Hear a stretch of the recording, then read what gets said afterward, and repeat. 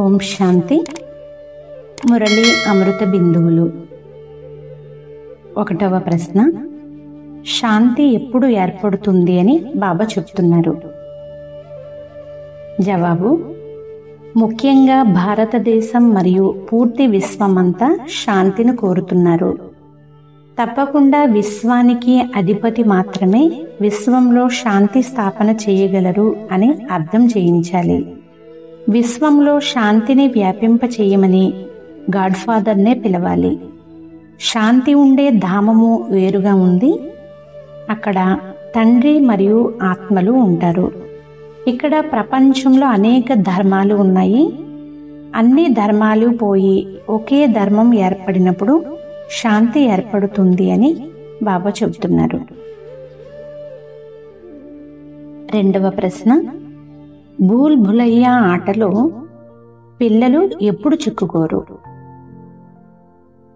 జవాబు: ఆత్మలమైన మనము భిన్న భిన్న శరీరాలను ధారణ చేస్తాము. ఆత్మలోనే సంస్కారము ఉంటుంది. కానీ పిల్లలు క్షణ క్షణం మర్చిపోతారు. ఆత్మలమైన మనం పాత్రలు చేసేందుకు ఎక్కడి నుండి ఎక్కడికి వచ్చాము అన్నది ఇప్పుడు పిల్లలకు తెలుసు. ఈ నిశ్చయ బుద్ధి కలిగేందుకు చాలా శ్రమ చేయవలసి వస్తుంది. నిశ్చయ బుద్ధి కలిగిన వారిగా అయితే ఈ ఆటలో చిక్కుకోరు అని బాబా చెబుతున్నారు. 3వ ప్రశ్న, ఇప్పుడు దీపావళి పండుగ ఎలా జరుపుకుంటారు? జవాబు: స్మృతి యాత్రయే సత్యమైన దీపావళి. దీని ద్వారా ఆత్మజ్యోతి వెలుగుతుంది. చాలా సంపాదన జరుగుతుంది. కొత్త ప్రపంచం కొరకు కొత్త ఖాతా ప్రారంభం అవుతుంది. 21 జన్మల కొరకు సంపాదన జమ చేసుకుంటారు. ప్రతి ఒక్క ఆత్మకు ఒక్క బాబాతోనే సత్యమైన సంబంధం జోడింప చేయడమే సత్యమైన దీపావళి అని బాబా చెబుతున్నారు. 4వ ప్రశ్న, పిల్లలకు తండ్రి ఇప్పుడు ఏ విషయాలను అర్థం చేయిస్తున్నారు? జవాబు: భగవాను వాచ, నేనే చదివిస్తాను. నా వద్దనే జ్ఞానం ఉంది. జ్ఞానము మనుషులలో కానీ దేవతల్లో గాని లేదు. జ్ఞానము నాలోనే ఉంది. దీనిని నేను పిల్లలైన మీకు ఇస్తాను. ఇది ఆత్మ జ్ఞానము. కావున పిల్లలైన మీరు స్వయాన్ని ఆత్మగా భావించి వినండి. ఆత్మగా భావిస్తేనే సంతోషం కూడా కలుగుతుంది అని తండ్రి అర్థం చేయిస్తున్నారు. 5వ ప్రశ్న, పిల్లలు ఇప్పుడు ఏ విషయాలను బాగా అర్థం చేసుకోవాలి?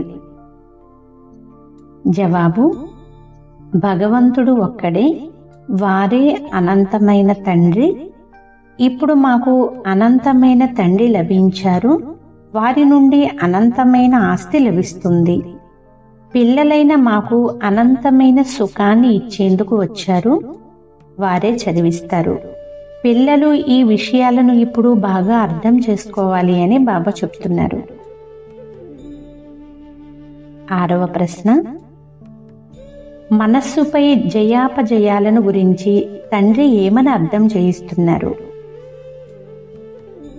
జవాబు: మనస్సును జయించడం అంటే విజయమని, మనస్సుతో ఓడిపోవడం అంటే ఓటమి అని అంటారు.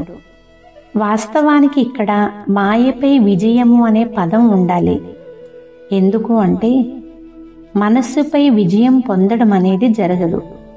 మనస్సుకి ఎలా శాంతి చేకూరుతుంది అని మనుషులు అడుగుతారు.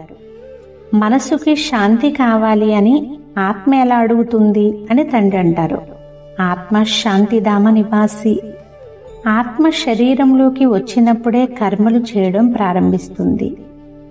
శరీరంలో ఉన్నప్పుడు ఆత్మిక స్థితిలో కర్మలు చేస్తూ వికారాలు అనే మాయపైన విజయాన్ని పొందాలి అని తండ్రి అర్థం చేయిస్తున్నారు.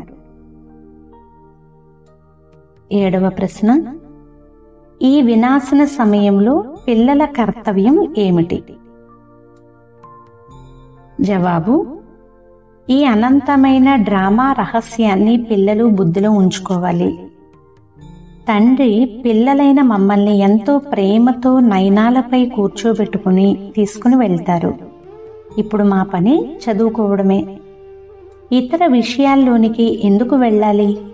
ఈ వినాశన సమయంలో లెక్కాచారాలన్నీ ముగించుకుని తిరిగి వెళ్ళాలి అనే చింతన చేయడమే పిల్లల కర్తవ్యము అని బాబా చెప్తున్నారు.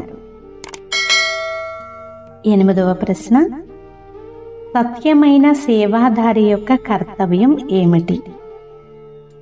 జవాబు: సత్యమైన తపనతో అగ్ని రూపముగా అయి ఆ వెలుగు ద్వారా అజ్ఞానమనే అంధకారాన్ని నిర్మూలించి ప్రతి ఒక్క ఆత్మ సంబంధము బాబాతో జోడించే సేవ చేయడమే సత్యమైన సేవాధారి యొక్క కర్తవ్యము అని తండ్రి చెప్తున్నారు. అచ్చా, ఓం శాంతి.